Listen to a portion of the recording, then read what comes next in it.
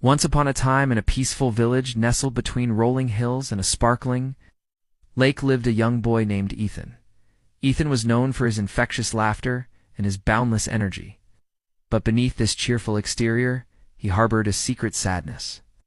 One day, while playing by the lake, Ethan noticed a boy of about his age sitting alone on a nearby tree stump. His name was Oliver, and he was the new kid in school. Despite their different personalities, Ethan always saw something admirable in Oliver's quiet strength. As the days turned into weeks, Ethan couldn't shake off this feeling that he needed to befriend Oliver.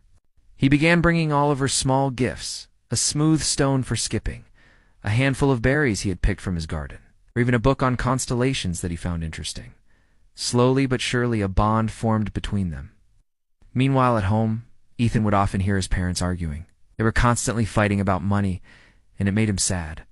One evening, the arguments became more intense, and Ethan heard his parents yelling at each other. He couldn't take it anymore.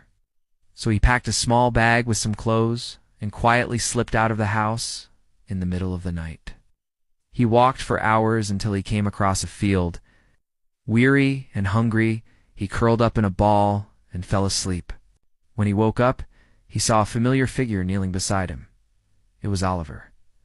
"Why did you come here?" "Surprised." "I saw you leave home and I was worried," Oliver replied, his voice soft. "You can stay with me. My house is not far from here." Ethan hesitated, unsure if he wanted to burden Oliver. But Oliver insisted, and soon they were walking side by side towards Oliver's house. As the days passed, Ethan noticed that Oliver wasn't as cheerful as before.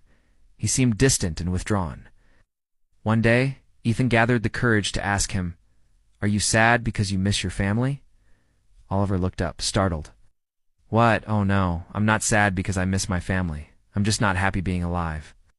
Ethan didn't understand these words, but he could sense the sadness in Oliver's voice. From that day on, Ethan made it his mission to cheer up Oliver. He played his favorite games, shared funny stories, and even brought him food from his home.